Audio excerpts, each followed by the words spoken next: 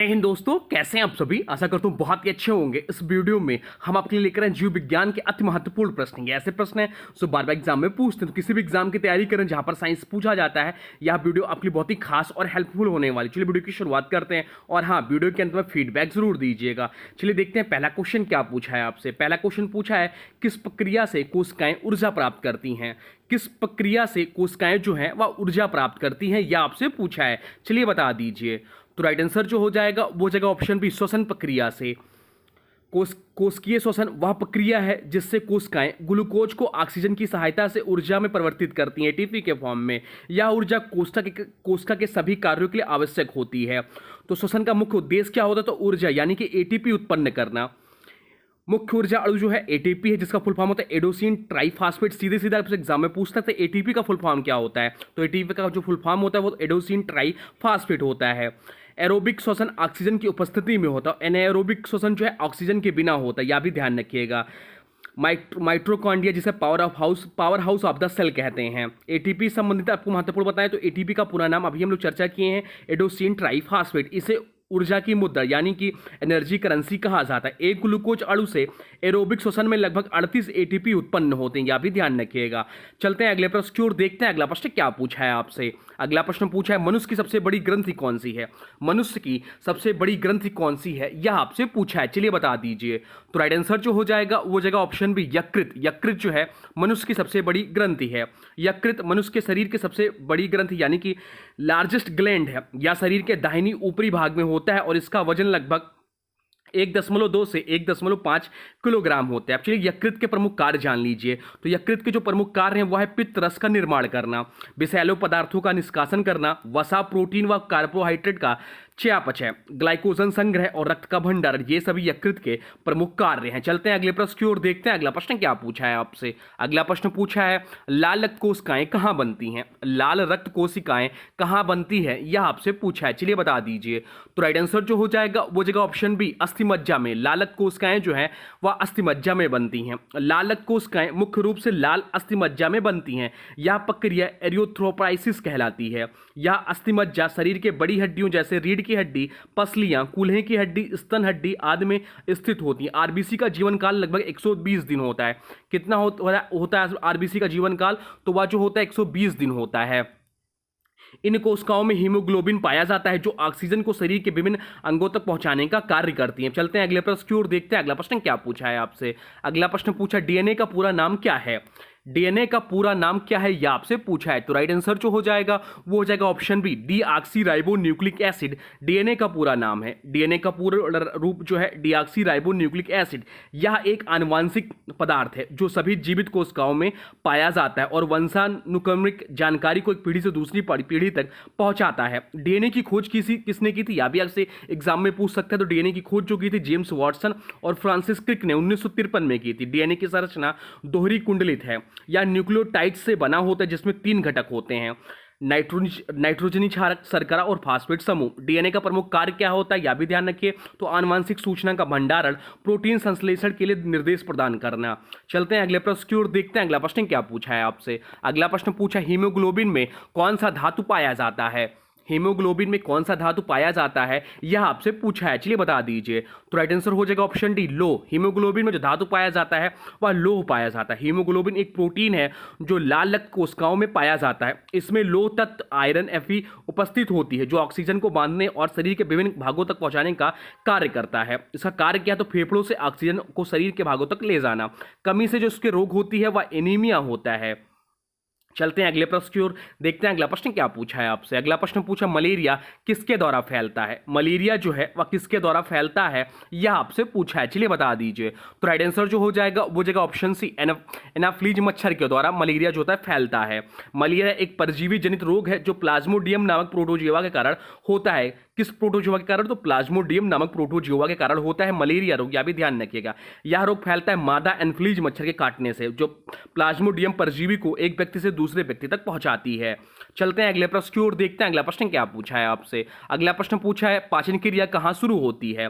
पाचन क्रिया जो है वह कहां शुरू होती है, यह आपसे पूछा है। चलिए बता दीजिए। तो राइट आंसर जो हो जाएगा वो जगह ऑप्शन सी, मुंह में।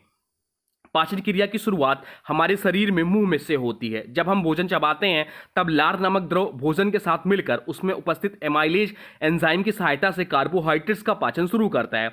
तो मुंह में पाचन की शुरुआत होती लार से स्टार्च का पाचन। आमाशय जो है वह प्रोटीन का पाचन पेप्सिन एंजाइम से। छोटी आंत की बात करें तो अधिकांश पोषण तत्वों का पाचन व अवशोषण होता है छोटी आंत में। यकृत का कार्य क्या है वो अभी हम लोग पढ़ चुके हैं, पित्तरस का निर्माण करना, वसा के पाचन में सहायक। चलते हैं अगले प्रश्न की ओर, देखते हैं अगला प्रश्न क्या पूछा है आपसे। अगला प्रश्न पूछा है विटामिन के का कार्य क्या है। विटामिन के का कार्य क्या है यह आपसे पूछा है। तो विटामिन के का जो प्रमुख कार्य है वह रक्त का थक्का जमाना विटामिन के का प्रमुख कार्य है। विटामिन के का मुख्य कार्य है रक्त का थक्का जमाना, ब्लड क्लोटिंग में सहायता करना। विटामिन के का रासायनिक नाम क्या है। तो विटामिन के का जो रासायनिक नाम है फाइलोक्विनोन है। या शरीर में क्लॉटिंग फैक्टर्स को सक्रिय करता है जिसमें चोट लगने पर अत्यधिक रक्तस्राव नहीं होता है। स्रोत क्या है इसका। तो पालक, ब्रोकली, पत्तेदार सब्जियां, सोया तेल या इसके पर अच्छे स्रोत हैं। चलते हैं अगले प्रश्न की ओर, देखते हैं अगला प्रश्न क्या पूछा है आपसे। अगला प्रश्न पूछा है मनुष्य के शरीर में कुल कितनी हड्डियां होती हैं। मनुष्य के शरीर में कुल कितनी हड्डियां होती हैं ये आपसे पूछा है। तो राइट आंसर जो हो जाएगा वो जगह ऑप्शन बी, 206 हड्डियां होती है मनुष्य के शरीर में। एक वयस्क मनुष्य के शरीर में कुल 206 हड्डियां होती हैं। जन्म के समय यह संख्या लगभग 270 से 300 होती हैं, लेकिन जैसे जैसे बच्चा बड़ा होता है कई हड्डियां आपस में जुड़कर एक हो जाती हैं। खोपड़ी में कितनी हड्डियां होती। तो खोपड़ी में 22 हड्डियां होती। मेरुदंड में 23, जोड़ने के बाद 26 मानी जाती हैं। हाथ में 64, पैर में 62 और पसलियों में 24 यानी कि 12 जोड़े होती हैं। तो वयस्क मानव में हड्डियों की संख्या जो होती है 226 होती है। एक क्वेश्चन बनता है सबसे लंबी हड्डी कौन सी है। तो सबसे लंबी हड्डी जो होती है फीमर हड्डी होती है जो कि जांघ की हड्डी होती है। और सबसे छोटी हड्डी जो होती है स्टेपीज हड्डी होती है जो कि कान के पास होती है। चलते हैं अगले प्रश्न की ओर, देखते हैं अगला प्रश्न क्या पूछा है आपसे। अगला प्रश्न पूछा है इंसुलिन किस अंग से स्त्रावित होता है। इंसुलिन जो है वह किस अंग से स्त्रावित होता है यह आपसे पूछा है, चलिए बता दीजिए। तो राइट आंसर हो जाएगा ऑप्शन बी, अग्नाशय से। अग्नाशय इस प्रश्न का राइट आंसर हो जाएगा। इंसुलिन एक हार्मोन है जो अग्नाशय से स्त्रावित होता है या विशेष रूप से लैंगरहैंस की द्वीपीय कोशिकाओं की बीटा कोशिकाओं द्वारा बनाया जाता है। इंसुलिन का कार्य क्या है। तो रक्त में ग्लूकोज की मात्रा को कम करता है, कोशिकाओं में ग्लूकोज के अवशोषण में सहायता करता है, डायबिटीज यानी कि मधुमेह की रोकथाम में अहम भूमिका निभाता है, ग्लाइकोजन में परिवर्तित कर ग्लूकोज को संग्रहित करता है विशेष रूप से यकृत में। चलते हैं अगले प्रश्न की ओर, देखते हैं अगला प्रश्न क्या पूछा है आपसे। अगला प्रश्न पूछा है पीलिया यानी कि जॉन्डिस किस अंग की बीमारी है। पीलिया या जॉन्डिस किस अंग की बीमारी है यह आपसे पूछा है, चलिए बता दीजिए। तो राइट आंसर हो जाएगा ऑप्शन ए, यकृत का है। पीलिया एक ऐसी स्थिति है जिसमें त्वचा, आंखें और मूत्र का रंग पीला हो जाता है। इसका मुख्य कारण होता है यकृत का ठीक से कार्य न करना। कैसे होता है पीलिया। तो जब यकृत बिलीरुबिन नामक पदार्थ को ठीक से नष्ट या उत्सर्जित नहीं कर पाता तब यह रक्त में जमा हो जाता है और शरीर पीला दिखाई देता है। पीलिया के प्रमुख कारण क्या है। तो हेपेटाइटिस वायरस संक्रमण, अधिक शराब सेवन, दवाओं या विषाक्त पदार्थों का असर, पित्ताशय, यकृत की रुकावटें। अब चलते हैं अगले प्रश्न की ओर, देखते हैं अगला प्रश्न क्या पूछा है आपसे। अगला प्रश्न पूछा है मधुमेह रोग में कौन सा हार्मोन प्रभावित होता है। मधुमेह रोग में कौन सा हार्मोन प्रभावित होता है यह आपसे पूछा है, चलिए बता दीजिए। तो राइट आंसर हो जाएगा ऑप्शन बी, इंसुलिन प्रभावित होता है। मधुमेह एक ऐसा रोग है जिसमें शरीर में इंसुलिन हार्मोन की कमी हो जाती है या ठीक से काम नहीं करता। इंसुलिन अग्नाशय की बीटा कोशिकाओं द्वारा स्त्रावित होता है और इसका कार्य रक्त में ग्लूकोज की मात्रा को नियंत्रित करना होता है। चलते हैं अगले प्रश्न की ओर, देखते हैं अगला प्रश्न क्या पूछा है आपसे। अगला प्रश्न पूछा है मानव शरीर का सामान्य तापमान कितना होता है। मानव शरीर का सामान्य तापमान कितना होता है यह आपसे पूछा है। तो मानव शरीर का जो सामान्य ताप होता है फ़ारेनहाइट में वो 98.6 फ़ारेनहाइट होता है और अगर सेल्सियस में बात करें तो 37 डिग्री सेल्सियस होता है या सामान्य मानव शरीर का तापमान है। चलते हैं अगले प्रश्न की ओर, देखते हैं अगला प्रश्न क्या पूछा है आपसे। अगला प्रश्न पूछा सबसे बड़ी कोशिका कौन सी होती है। सबसे बड़ी कोशिका कौन सी होती है आपसे पूछा है। तो राइट आंसर हो जाएगा ऑप्शन बी, अंडाणु जो है वह सबसे बड़ी कोशिका होती है। मानव शरीर की सबसे बड़ी कोशिका जो होती है अंडाणु जिसे ओबम बोलते हैं, या महिला के शरीर में पाई जाती है और यह आकार में सबसे बड़ी लगभग 0.1 mm होती है जिसे नंगी आंखों से भी देखा जा सकता है। तो सबसे बड़ी कोशिका क्या होती है आपसे एग्जाम में पूछ ले तो अंडाणु या ओबम होती। सबसे लंबी कोशिका कौन सी होती है यह भी पूछ सकता है। तो सबसे लंबी कोशिका जो होती है वह तंत्रिका कोशिका जिसे नर्वस सेल बोलते हैं। सबसे छोटी कोशिका कौन सी। शुक्राणु का सिर होता है, स्पर्म हेड। अब चलते हैं अगले प्रश्न की ओर, देखते हैं अगला प्रश्न क्या पूछा है आपसे। अगला प्रश्न पूछा कौन सी ग्रंथि जीवन रक्षक ग्रंथि कहलाती है। कौन सी ग्रंथि जीवन रक्षक ग्रंथि कहलाती है यह आपसे पूछा है, चलिए बता दीजिए। तो राइट आंसर हो जाएगा ऑप्शन ए, थायराइड ग्रंथि। एड्रीनल ग्रंथि को जीवन रक्षक ग्रंथि कहा जाता है। इस प्रश्न का जो राइट आंसर हो जाएगा वो जाएगा ऑप्शन सी, एड्रीनल ग्रंथि। एड्रीनल ग्रंथि इस प्रश्न का राइट आंसर हो जाएगा, जिसे जीवन रक्षक ग्रंथि कहा जाता है। एड्रीनल ग्रंथि को जीवन रक्षक ग्रंथि कहा जाता है। या किडनी के ऊपर स्थित दो छोटी छोटी ग्रंथियां होती जिन्हें अधविक्र ग्रंथि भी कहा जाता है।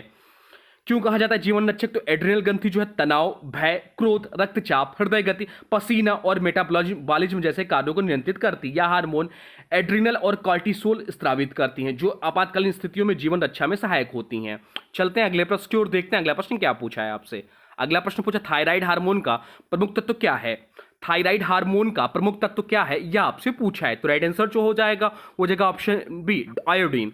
थायराइड हार्मोन का निर्माण थायराइड ग्रंथि द्वारा होता है, जो गले के सामने भाग में स्थित होता है। इस हार्मोन को बनाने के लिए आवश्यक मुख्य तत्व जो है वह आयोडीन है। आयोडीन की कमी से घेंगा और हाइपोथायराइडिज्म जैसे रोग हो सकते हैं, यह भी ध्यान रखिएगा। चलते हैं अगले प्रश्न की ओर, देखते हैं अगला प्रश्न क्या पूछा है आपसे। अगला प्रश्न पूछा है रक्त में सबसे अधिक कौन सा घटक होता है। रक्त में सबसे अधिक कौन सा घटक होता है यह आपसे पूछा है।